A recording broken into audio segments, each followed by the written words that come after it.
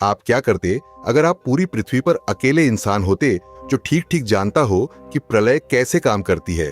हर राक्षस, डंजन की हर मंजिल, हर जाल, हर बॉस का हर पैटर्न, हर छिपा हुआ कौशल और हर गुप्त रास्ता जिसके बारे में किसी और को पता तक नहीं है। आप राज करते, है ना? ठीक यही होता है कांग जिन्हयुक के साथ। एक अनाथ, एक नाकाम गेमिंग कंटेंट क्रिएटर और एकमात्र इंसान जिसने कभी टावर ऑफ ट्रायल्स नाम का खेल पूरा किया। उसने 11 साल लगाए उस खेल पर। 11 साल जब बाकी सब छोड़ चुके थे, आगे बढ़ चुके थे और उससे कहते थे कि वह अपनी जिंदगी बर्बाद कर रहा है, और फिर वह खेल हकीकत बन गया। आसमान से एक विशाल टावर उतरा, राक्षस फूट पड़े, इंसानियत को अल्टीमेटम मिला, हर मंजिल 90 दिनों के अंदर पार करो वरना विलुप्ति। हर एक इंसान जिसने कांग जिन्हयुक का मजाक उड़ाया था एक मरे हुए खेल को खेलने के लिए, वह अब एक बहुत ही दर्दनाक सबक सीखने वाला है, क्योंकि उसके पास दुनिया के अंत की रणनीति पुस्तिका है और वह उसकी इकलौती प्रति है। बात करते हैं इस बारे में कि दुनिया के खत्म होने से पहले कांग जिन्हयुक कौन था। वह एक अनाथ था। उसके मां बाप ने उसे जन्म के दिन ही छोड़ दिया था। कोई परिवार नहीं, कोई विरासत नहीं, कोई सुरक्षा जाल नहीं, बस एक बच्चा जिसे अकेले जिंदा रहना सीखना था। एक ऐसी दुनिया में जिसे फर्क नहीं पड़ता था कि वह बचता है या नहीं। और जिन्हयुक ने अपनी पनाह पाई गेमिंग में, खासकर एक खेल में, टावर ऑफ ट्रायल्स, एक वर्चुअल रियलिटी आरपीजी जो किंवदंती के स्तर पर मुश्किल थी। मजेदार ढंग से चुनौतीपूर्ण वाली मुश्किल नहीं, डेवलपर शायद सच में खिलाड़ियों से नफरत करते हैं वाली मुश्किल। सैकड़ों मंजिलें, हजारों बॉस मैकेनिक्स, पहेलियां इतनी जटिल कि समर्पित खिलाड़ियों के पूरे फोरम भी उन्हें हल नहीं कर पाते थे। खेल लॉन्च हुआ, समीक्षकों ने सराहा और फिर तुरंत मर गया। मुश्किलाई बहुत निर्मम थी। शीर्ष गिल्ड बिखर गए, हार्डकोर खिलाड़ी एक एक करके छोड़ गए, सर्वर भुतहा कस्बे बन गए। डेवलपर्स ने उसे लगभग छोड़ ही दिया, लेकिन जिन्हयुक ने नहीं छोड़ा।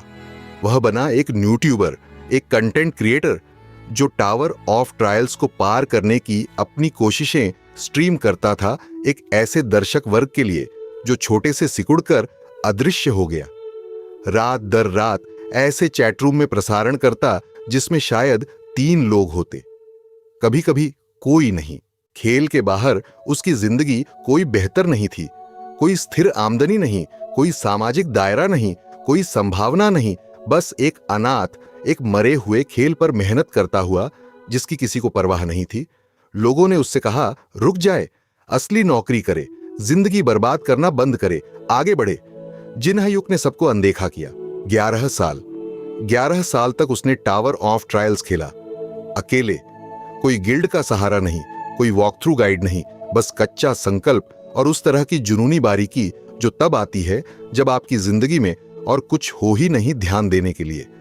और 11 साल की मेहनत, मौत, सीख और फिर मेहनत के बाद कांग जिन्हयुक ने वह कर दिखाया जो असंभव था। उसने टावर ऑफ ट्रायल्स को पार कर दिया। हर मंजिल, हर बॉस, हर राज।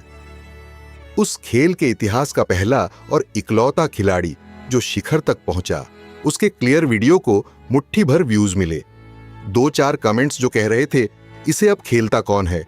उसके 3 वफादार दर्शकों की तरफ से एक बधाई, और बस इतना ही। टावर ऑफ ट्रायल्स के इतिहास की सबसे बड़ी गेमिंग उपलब्धि पूरी तरह अकेले हासिल की गई, और दुनिया ने जवाब दिया पूरी उदासीनता से। जिन्हयुक उस रात अपनी स्क्रीन को घूरता रहा, गंभीरता से सोचता हुआ कि अपना चैनल हमेशा के लिए बंद कर दे। 11 साल और दिखाने को कुछ नहीं। वह गलत था, बिल्कुल गलत। अगली सुबह आसमान फट जाता है। पृथ्वी के हर बड़े शहर के ऊपर एक ही समय पर एक संरचना प्रकट होती है। एक टावर, अकल्पनीय रूप से ऊंचा, ऊपरी वायुमंडल तक फैला हुआ। वही वास्तुकला, वही डिजाइन, वही उपस्थिति जिसे जिन्हयुक 1 दशक से ज्यादा समय से अपनी स्क्रीन पर घूरता आया है। टावर ऑफ ट्रायल्स हकीकत में ठोस, असली। ग्रह के हर इंसान के सामने सिस्टम की घोषणा प्रकट होती है। तैरते हुए शब्द, नीली चमक। खारिज करना नामुमकिन। इंसानियत को हर मंजिल पार करनी होगी। समय सीमा, प्रति मंजिल 90 दिन। नाकामी का मतलब विलुप्ति। दुनिया अराजकता में फूट पड़ती है, सरकारें भाग दौड़ करती हैं, सेनाएं लामबंद होती हैं, लोग चीखते हैं, भागते हैं, प्रार्थना करते हैं, घबराते हैं। कांग जिन्हयुक इस सब के बीच खड़ा है और सिस्टम का संदेश पढ़ रहा है, उस इंसान की शांत एकाग्रता के साथ जो हर शब्द को पहले से जानता है, इससे पहले कि वह प्रकट हो। क्योंकि जो टावर ऑफ ट्रायल्स अभी हकीकत में प्रकट हुआ है, वह उस खेल के एकदम समान है। वही मंजिलें, वही राक्षस, वही मैकेनिक्स, वही छिपे रास्ते, वही बॉस पैटर्न। हर राज जो जिन्हयुक ने 11 साल में खोजा, हर रणनीति, हर एक्सप्लॉइट, हर छिपा हुआ कमरा, हर दबी हुई स्किल बुक, हर अनजानी पहेली का हल, जिसे सबसे समर्पित डेटा माइनर भी कभी नहीं ढूंढ पाए, यह सब लागू होता है। 7 अरब लोगों ने अभी अभी जाना कि प्रलय असली है। एक इंसान को पहले से ही पूरी वॉकथ्रू जुबानी याद है। गीक है, टावर के प्रति दुनिया की प्रतिक्रिया अनुमान के मुताबिक कौन है। सैन्य बल अंदर घुसते हैं, निगम कुलीन आक्रमण दलों को धन देते हैं, सरकारें आपातकालीन टास्क फोर्स बनाती हैं। वे सब नाकाम होते हैं क्योंकि टावर ऑफ ट्रायल्स कच्ची ताकत के लिए नहीं बनाया गया था। हर मंजिल के अपने खास मैकेनिक्स हैं, खास पहेलियां हों, खास बॉस पैटर्न जो असंभव लगते हैं अगर आप हल नहीं जानते, और लगभग खिलवाड़ बन जाते हैं अगर आप जानते हैं। सेना संगठित दस्तों को निचली मंजिलों में भेजती है। उनका सामना ऐसे राक्षसों से होता है जिन्हें पारंपरिक हथियार खरोंच भी नहीं सकते। हताहत तुरंत बढ़ते हैं, खबरें खून खराबे का प्रसारण करती हैं, सुर्खियां चीखती हैं कि इंसानियत बर्बाद है। इस बीच कांग जिन्हयुक अकेला अंदर जाता है। वह भारी हथियार नहीं लाता, वह कोई टीम नहीं लाता, वह लाता है अपना ज्ञान, और उसका ज्ञान विध्वंसकारी है। जिन्हयुक जानता है हर राक्षस की पहचान सीमा के ठीक ठीक अंधे धब्बे। वह जानता है हर बॉस के हमले की सटीक समय खिड़कियां। वह जानता है कि छिपे खजाने वाले कमरे कहां हैं। ऐसे कमरे जिन्हें खेल के खुद डेवलपर्स ने इतनी गहराई में दबाया था कि कोई खिलाड़ी कभी नहीं ढूंढ पाया। उसके सिवा कोई नहीं। वह पहली मंजिल मिनटों में पार कर देता है। दबदबे वाली ताकत से नहीं, वह भी सबकी तरह स्तर 1 से शुरू कर रहा है, बल्कि एक ऐसी रणनीति के सटीक निष्पादन से जिसकी दुनिया में कोई और कल्पना भी नहीं कर सकता, क्योंकि किसी और ने उस खेल के सबसे गहरे राज्य सीखने में 11 साल नहीं लगाए। सिस्टम उसके क्लियर की घोषणा करता है। आसपास के दूसरे खिलाड़ी, वे चंद जो प्रवेश द्वार पार कर पाए, अविश्वास से घूरते हैं। एकल क्लियर। पहले दिन एक ऐसे आदमी के द्वारा जिसे कोई नहीं पहचानता। सवाल तुरंत शुरू होते हैं। यह कौन है? वह किस गिल्ड से है?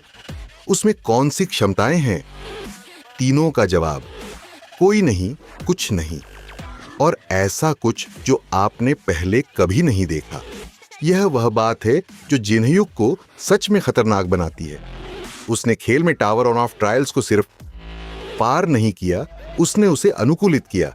उसने हर छिपी हुई पारस्परिक क्रिया खोजी, हर दबा हुआ स्किल संयोजन, हर एक्सप्लॉइट जिसका डेवलपर्स ने कभी इरादा नहीं किया था, और अब वह उसी अनुकूलन को हकीकत में लागू कर रहा है। स्तर 1 से जिन्हयुक ठीक ठीक जानता है कौन से कौशल पहले हासिल करने हैं। वह जानता है कौन सी देखने में बेकार लगने वाली शुरुआती क्षमताएं अंत खेल की तालमेल के साथ मिलकर बिल्कुल विनाशकारी बन जाती हैं।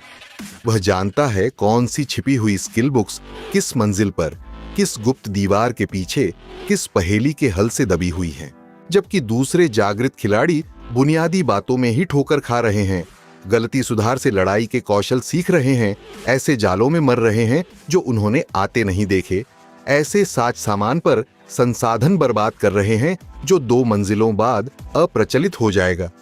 जिन्हयुक एक ऐसा किरदार बना रहा है जो उसके स्तर पर अस्तित्व में होना ही नहीं चाहिए।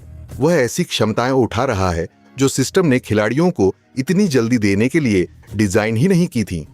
बॉस मुठभेड़ों से नकल किए कौशल, ऐसे कमरों में मिली तकनीकें जिनमें घुसने के लिए बेहूदी खास परिस्थितियों की जरूरत होती है, ऐसे संयोजन जो स्तर 15 के एक किरदार को कुछ ऐसा बना देते हैं जो स्तर 50 के खिलाड़ियों से होड़ कर सके। जिन्हयुक और बाकी सबके बीच की खाई सिर्फ कौशल की नहीं है, सूचना की है। उसके पास 11 साल का जमा हुआ खेल ज्ञान है और वह उसे एक ऐसी हकीकत में लागू कर रहा है जहां बाकी किसी ने ट्यूटोरियल भी पढ़कर खत्म नहीं किया। टावर के प्रकट होने के कुछ ही हफ्तों में इंसानियत संगठित हो जाती है। सबसे ताकतवर खिलाड़ी गिल्ड बनाते हैं, विशाल संगठन जिन्हें कॉरपोरेट पैसा, सैन्य संपर्क और पुरानी दुनिया के सत्ता ढांचे का सहारा है। वे संसाधन जमा करते हैं, मंजिलों तक पहुंच पर नियंत्रण रखते हैं और दबदबे के लिए आपस में होड़ करते हैं। ये गिल्ड नए विश्व व्यवस्था का प्रतिनिधित्व करते हैं। पृथ्वी की सबसे शक्तिशाली संस्थाएं सबसे जागृत व्यक्तियों के नेतृत्व में, अरबों की फंडिंग और सैकड़ों कुलीन सदस्यों के साथ। और फिर है जिन्हयुग, एक अकेला आदमी, कोई गिल्ड नहीं, कोई सहारा नहीं, कोई संसाधन नहीं, सिवाय उसके जो वह खुद टावर से निकालता है। और वह उन सबसे ज्यादा क्लियर कर रहा है। हर गिल्ड उसे भर्ती करना चाहता है। वह पैसा, हैसियत, सुरक्षा, साज सामान जो भी वह चाहे अमफर करते हैं। जिन्हयुग मना कर देता है हर एक को, इसलिए नहीं कि वह नेक है, बल्कि इसलिए कि वह जानता है ये गिल्ड असल में है क्या। उसने इनके पूरे कथानक खेल में खेले हुए हैं। वह जानता है कौन से गिल्ड नेता गुप्त रूप से भ्रष्ट हैं। वह जानता है कौन से गठबंधन बनेंगे और कौन से बिखरेंगे। वह जानता है ऊपरी मंजिलों पर कौन से गिल्ड एक दूसरे को धोखा देंगे। वह उनसे जुड़ना नहीं चाहता, वह उन्हें शर्मिंदा करना चाहता है। और यही सोलो मैक्स लेवल न्यूबी बिल्कुल नशीली बन जाती है। जब शीर्ष गिल्ड एक बड़ी बॉस क्लियर कोशिश की घोषणा करता है, 50 कुलीन खिलाड़ी, हफ्तों की तैयारी, सावधानी से समन्वित रणनीति, जिन्हयुग बिन बुलाए वहां पहुंचता है और उनके लड़ने से पहले ही उस बॉस को अकेले क्लियर कर देता है। वह बॉस जिसकी योजना उन्होंने हफ्तों बनाई, खत्म मिनटों में, एक अकेले इंसान के हाथों। वह गिल्ड नेता की तरफ मुड़ता है और बेइज्जती परमाणु स्तर की होती है। यह बार बार होता है। हर बार जब कोई गिल्ड किसी हाई प्रोफाइल क्लियर की घोषणा करता है, जिन्हयुग वहां पहले से होता है। हर बार कोई दुर्लभ चीज स्पोन होती है जिसके इंतजार में गिल्ड हफ्तों से डेरा डाले बैठे हैं। वह उसे झपट लेता है क्योंकि वह स्पॉन की वही सटीक शर्तें जानता है जो वे नहीं जानते। वह सिर्फ ज्यादा ताकतवर नहीं है, वह उन्हें मूर्ख दिखा रहा है। उनकी पैसे पोषित ताकत और उसके अर्जित ज्ञान के बीच की खाई को उजागर कर रहा है। गिल्ड भर्ती करने की कोशिश से बढ़कर उसे मारने की कोशिश पर उतर आते हैं। इनाम, कातिल दस्ते, समन्वित घात कुछ काम नहीं करता क्योंकि जिन्हयुग उनकी रणनीति पहले से जानता है। उसने हर गिल्ड का कथानक खेला हुआ है। उसने हर वह जाल पहले से चला लिया है जो वे लगा सकते हैं। वह उनके कातिलों के कौशल जानता है इससे पहले कि वे हमला करें। वे टावर पहली बार खेल रहे हैं, वह न्यू गेम प्लस पर है। जिन्हयुग पूरी तरह अकेले काम करने वाला नहीं है। जैसे जैसे मंजिलें चढ़ती हैं, उसका सामना ऐसे व्यक्तियों से होता है जो उसका सम्मान कमा लेते हैं। कुछ ऐसा करना बेहद मुश्किल है। उनमें से एक है टेरेसा, एक पैलाडिन। वह तुरंत अलग दिखाई देती है अपनी आस्था की वजह से, अपने साहस की वजह से और एक भावनात्मक शक्ति की वजह से जो जिन्हयुग के ठंडे हिसाबी रवैये को संतुलित करती है। जहां जिन्हयुग टावर को एक खेल मानता है जिसे अनुकूलित करना है, वहीं टेरेसा उसे एक पुकार मानती है लोगों की रक्षा करने की। उनकी जुगलबंदी असली तनाव पैदा करती है। वह उसे अपनी रणनीतियों की मानवीय कीमत पर विचार करने को मजबूर करती है, जबकि वह उसे ऐसी परिस्थितियों में जिंदा रखता है जिनसे केवल हिम्मत के बल पर बचा नहीं जा सकता। लेकिन असली बढ़त साथियों के बारे में नहीं है, खुद टावर के बारे में है। जैसे जैसे जिन्हयुग ऊंचा चढ़ता है, उसका सामना ऐसी चीजों से होने लगता है जो खेल में नहीं थीं। नए मैकेनिक्स, बदले हुए बॉस पैटर्न, ऐसे छिपे खतरे जिनके लिए उसके 11 साल का ज्ञान उसे तैयार नहीं कर पाया। टावर ढल रहा है। वह पहचान रहा है कि कोई पूर्व ज्ञान के साथ चढ़ाई कर रहा है और वह नियम बदल रहा है इसकी भरपाई के लिए। जिन्हयुग की सबसे बड़ी ताकत उसका ज्ञान धीरे धीरे अविश्वसनीय होती जा रही है। वह जितना ऊपर जाता है, टावर उतना ही उससे विचलित होता जाता है जो उसे याद है। और एक ऐसा खिलाड़ी जो एक ऐसी रणनीति पुस्तिका पर निर्भर है, जो लगातार गलत होती जा रही है। वह खिलाड़ी आखिरकार एक घातक भूल करने वाला है। यही श्रृंखला विशुद्ध शक्ति कल्पना से कुछ और बन जाती है, कुछ सच में अप्रत्याशित। सवाल बदल जाता है, क्या कोई जिन्हयुग को रोक सकता है?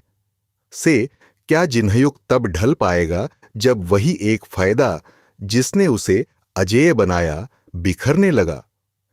इसीलिए सोलो मैक्स लेवल न्यूबी अभी एल्गोरिदम को तोड़ रही है।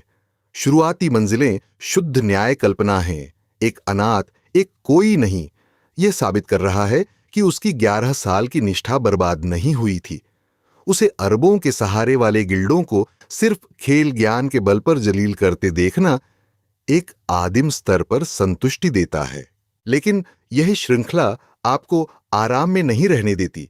टावर विकसित हो रहा है, दुश्मन ज्यादा चतुर हो रहे हैं और जिन्हयुग का वह रूप जिसे अपने पांवों पर सोचना है, सुधार करते हुए चलना है और ऐसे खतरों से लड़ना है जिनके लिए कोई रणनीति पुस्तिका तैयार नहीं करती, वह निचली मंजिलों के अति शक्तिशाली देवता से 10 गुना ज्यादा रोचक है। अगर आप वह पहला बॉस देखना चाहते हैं जो असली खेल में नहीं था, वह लड़ाई जो जिन्हयुग को जिंदगी में पहली बार वॉक थ्रू के बिना खेलने पर मजबूर करती है, तो अभी सब्सक्राइब करिए, क्योंकि अगला कंपाइलेशन विशाल होने वाला है। अगले विशाल कंपाइलेशन के लिए सब्सक्राइब करिए।